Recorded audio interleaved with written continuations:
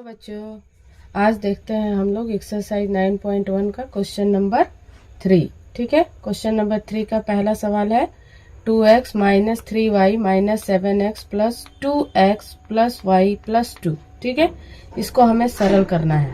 ठीक, तो कैसे करेंगे? सरल का मतलब ये जो अलग अलग राशि है, जैसे मान लीजिए 2x है, 3y है, 7x है, 2x है, y है और 2 है, इनको इकट्ठा करके एक जगह लिख देना है। ठीक है, तो यहाँ पर 2x है, x पहले हम लोग ढूंढ लेते हैं, शुरू से स्टार्ट करते हैं, देखते हैं। 2x यहाँ है, फिर 7x है, फिर 2x है। पहले x को हम लोग कलेक्ट कर एक साथ इकट्ठा कर लेते हैं। तो 2x माइनस 7x, ध्यान रहेगा चिन्ह के साथ उसको उठाएंगे। किसके साथ उठाएंगे? चिन्ह के साथ उठाएंगे। तो x का हमारे पास कलेक्शन हो गया। अब आगे चलते हैं, y है, तो y क्या है? माइनस 3y है, तो माइनस 3y है यहाँ पर, यहाँ लिख देते हैं। और इसका जोड़ा ढूंढते हैं, कहाँ है y? y यहाँ है, प्लस y। ठीक है, अब क्या बचा? ये हो गया, ये हो गया, ये हो गया, ये हो गया, अब बचा प्लस 2, यहाँ लिख देते हैं। ठीक है, अब चलते हैं। तो x के लिए क्या करेंगे? ये देखिए 2x यहाँ है और 2x यहाँ है। पहले प्लस को कर देते हैं बॉड मास रूल से, तो प्लस करेंगे तो 2 और 2 कितना हो जाएगा? 4x हो जाएगा, माइनस 7x हो जाएगा। अब यहाँ पर इसका काम खत्म हो गया। अब इसको करते हैं माइनस 3 प्लस y है, यहाँ पर 1 छुपा हुआ है, तो 3 में से 1 माइनस होगा तो कितना बचेगा? 2y अब प्लस 2। ठीक है, अब इन दोनों को क्या करेंगे? हम माइनस करेंगे। तो 7, 4 में से 7 तो जाएगा नहीं, इसीलिए 7 में से 4 घटाएंगे तो माइनस का 3x अब माइनस 2y अब प्लस 2, यही इसका आंसर हो जाएगा। दूसरा सवाल देखते हैं क्या है। ठीक है, तो इसमें देखिए सवाल है 5y cube minus 3y square plus 2y minus 1 plus 2y square plus 6y minus 5। ठीक है, तो हमने बताया सबसे पहले शुरू से स्टार्ट करते हैं। अब लिखते हैं यहाँ पर हम 5y क्यूब। अब 5y क्यूब यानी कि क्यूब वाला जोड़ा कहाँ है ये देखेंगे। क्यूब है यहाँ कहीं? नहीं है, तो इसको ऐसे सिंगल छोड़ देंगे। अब नेक्स्ट पे चलते हैं, माइनस 3y स्क्वायर। अब ये देखिए y स्क्वायर कहाँ कहाँ है आपके पास, कलेक्ट कर लीजिए, यहाँ है, तो ये लिख दीजिए प्लस 2y स्क्वायर। खत्म हो गया ये और ये खत्म हो गया। अब ये चलते हैं आगे, प्लस 2y, तो यहाँ पर लिखते हैं प्लस 2y। y कहाँ है भाई? यहाँ पर है, प्लस 6y भी एक। फिर यहाँ हो गया माइनस 1 अब माइनस 5। ठीक है, अब टर्म्स को देख लेते हैं कि हमने सब लिख लिया है कि नहीं, इसलिए उसको गिन लेते हैं। जितना क्वेश्चन में होगा उतना ही हमारे पास भी होना चाहिए। 1 2 3 4 5 6 7, 1 2 3 4 5 6 7। ठीक है, सारे आ गए। अब चलते हैं सॉल्व करते हैं। इसका तो कहीं पेयर है नहीं, जोड़ा है नहीं, इसलिए इसको ऐसे लिख देते हैं। जिसका जोड़ा नहीं होगा उसको ऐसे उतार देंगे। ठीक है, अब देखिए यहाँ पर माइनस 3 है और यहाँ प्लस है, तो भाई प्लस और माइनस क्या होता है? माइनस होता है, तो सबको पता है। तो माइनस 1 हो जाएगा, 3 में से 2 गया, 1 बचेगा, y स्क्वायर हो जाएगा। यहाँ पे देखिए ये भी खत्म हो गया। यहाँ देखिए 2 अब प्लस 6 कितना हो जाएगा? 8y। यहाँ देखिए माइनस है और यहाँ भी माइनस है, तो माइनस माइनस क्या होता है? प्लस, लेकिन लिखेंगे माइनस 6। अगर मल्टीप्लाई होता तो प्लस लिखते। अब कहीं भी पेयर एक जैसा नहीं है, सब अलग अलग हो गए हैं, इसीलिए इसका आंसर। अब चलते हैं आगे के सवाल को देखते हैं। क्वेश्चन 3 का सेक्शन सी में। ठीक है, क्या कह रहा है? 6a minus 3b plus c minus 6a plus 3b plus 7c। ठीक है, तो हम स्टार्ट करते हैं, यहाँ से खोजना शुरू करते हैं। यहाँ देखिए 6a है, a का पेयर कहाँ है? यहाँ पर है, माइनस 6a है। ठीक है, फिर इसके बाद b है, माइनस 3b है। इसके बाद b कहाँ है? यहाँ है, प्लस 3b है। अब प्लस c है, अब प्लस 7c है। पेयर हो गया सबका। ठीक है, अब हम क्या करेंगे, देखेंगे कि इसमें से कौन कौन सा एक जैसा है, उनको सॉल्व करेंगे।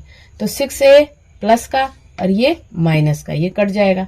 ठीक है, ये दोनों कट जाएगा। यहाँ देखिए ये माइनस और ये प्लस, ये भी कट जाएगा। तो आपके पास बचा क्या? बचा c प्लस 7c, c और प्लस 7c, यानी यहाँ 1 छुपा हुआ है, तो 7 और 1 कितना हो जाएगा? 8c इसका आंसर हो जाएगा।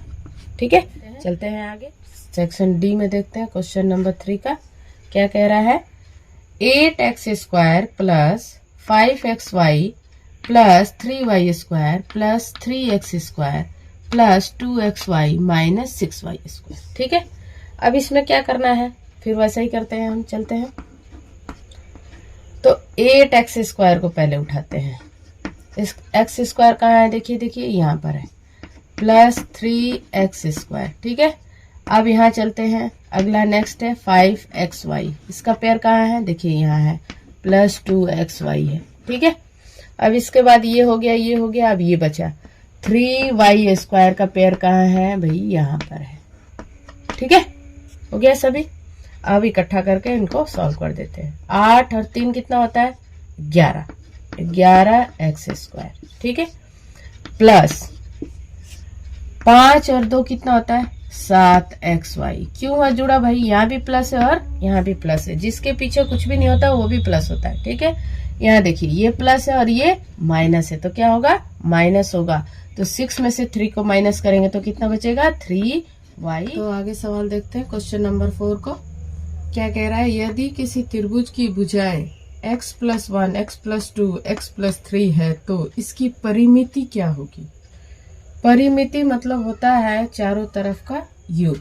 मान लीजिए एक ये त्रिभुज है, ठीक है, तो इस त्रिभुज की एक भुजा इतनी है, दूसरी इतनी है, तीसरी इतनी है, तो x+1, x+2 और x+3 है, ठीक है। तो बोलता है इसकी परिमिति क्या होती है। तो त्रिभुज की परिमिति का सूत्र क्या होता है, पहले ये जानना चाहिए। त्रिभुज की परिमिति बराबर होता है तीनों भुजाओं का योग। क्या होता है, तीनों भुजाओं का योग। मान लीजिए हम इसका नाम दे देते हैं ए, बी और सी, तो लिख देंगे AB + BC + CA, ठीक है। तब इसको जोड़ेंगे तो कितना हो जाएगा, तो हमने नाम दिया है AB, BC और CA। तो ये जो दूसरी भुजा यहाँ लिखे हैं उसको हमें यहाँ लिखना पड़ेगा, क्योंकि दूसरा भुजा यहाँ लिखा है और ये हो गया तीसरा भुजा, ठीक है। अब इनको हम जोड़ देंगे, तो क्या जोड़ेंगे, x+1, x+2, x+3, ठीक है। तीनों भुजाओं का योग है, तो क्या जोड़ेंगे, x, 1, 2 और 3, 1, 2 और 3, कितने x है, 3x है, ठीक है। और अंक कितने हैं, 3, 2, 5 और 1, 6, इनको जोड़ देंगे। या तो आप यहीं पर आंसर लिख सकते हैं, नहीं तो इसको क्या करेंगे, कॉमन ले लेंगे, यानी उभयनिष्ठ लेंगे, तो x+2 बचेगा इसका आंसर, ठीक है। सवाल को देखते हैं। सवाल नंबर 5 क्या कह रहा है, यदि किसी वर्ग की एक भुजा x-7 है, वर्ग की एक भुजा कितनी है, x-7 है, तो उसकी परिमिति ज्ञात कीजिए। तो वर्ग बना लेते हैं। वर्ग किसे कहते हैं भाई, वर्ग कहते हैं जिसकी चारों भुजाएं बराबर हो, ठीक है। इंग्लिश में कहते हैं ऑल साइड्स आर इक्वल। नाम दे देते हैं A, B, C और ये हो गया D, ठीक है। A, B, C और D। एक भुजा दे रहा है x-7, तो इसका मतलब चारों जब बराबर है तो जो x-7 एक भुजा है तो दूसरी भी कितनी होगी, x-7, तीसरी भी कितनी होगी, x-7 और चौथी भी कितनी होगी, x-7 होगी। तो अभी मैंने बताया कि परिमिति कैसे ज्ञात करना है, तो लिखेंगे वर्ग की परिमिति बराबर।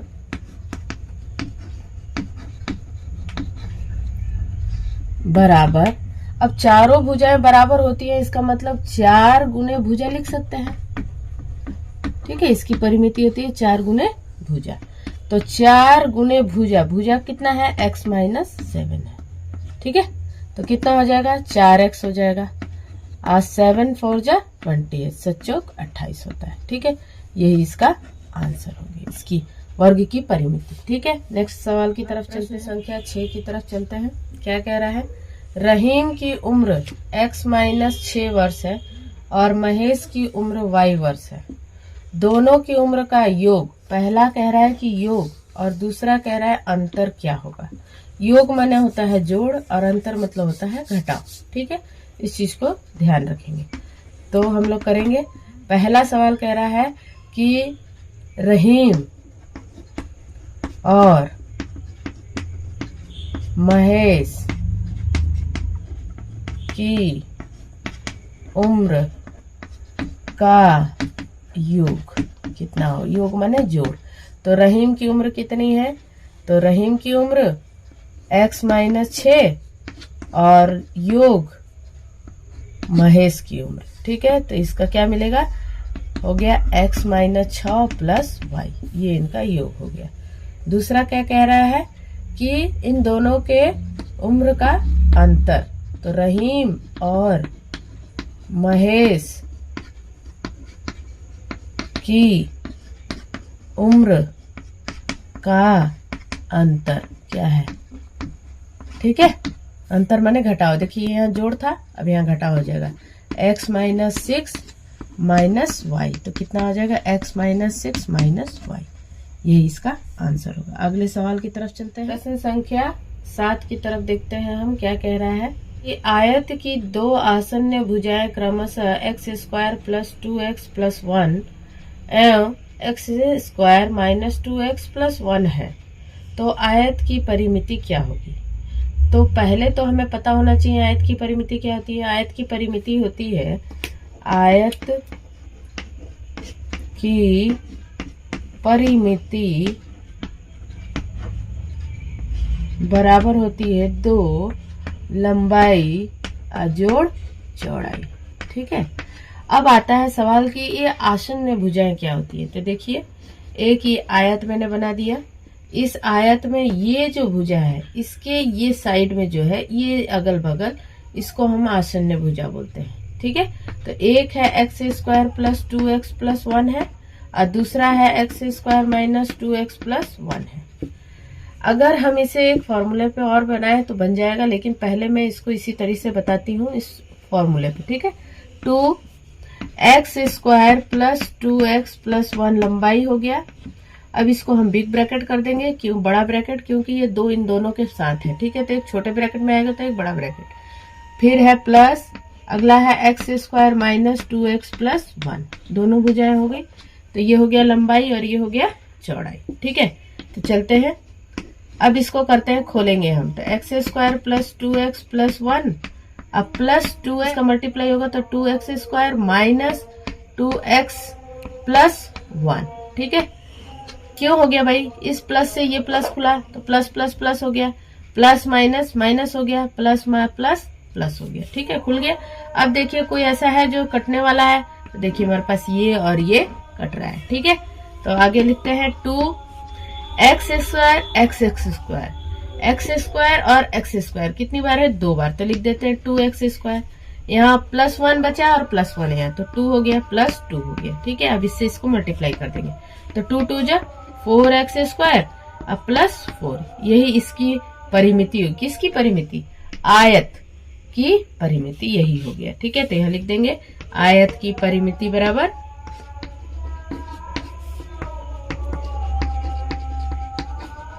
ठीक है, यही इसका आंसर हो गया। चलते हैं इस प्रश्नावली 9.1 का आखिरी सवाल, प्रश्न संख्या 8 की तरफ। तो बच्चों इस एक्सरसाइज 9.1 का आखिरी सवाल है, प्रश्न संख्या 8। ठीक है, इसकी तरफ चलते हैं। किसी त्रिभुज की दो भुजाएं क्रमशः एक्स स्क्वायर और वाई स्क्वायर है। यदि परिमिति X square plus Y square plus Z square हो तो त्रिभुज की तीसरी भुजा पता करनी है। परिमिति दी हुई है, तो त्रिभुज की परिमिति हमको पता है कितना होता है। त्रिभुज की परिमिति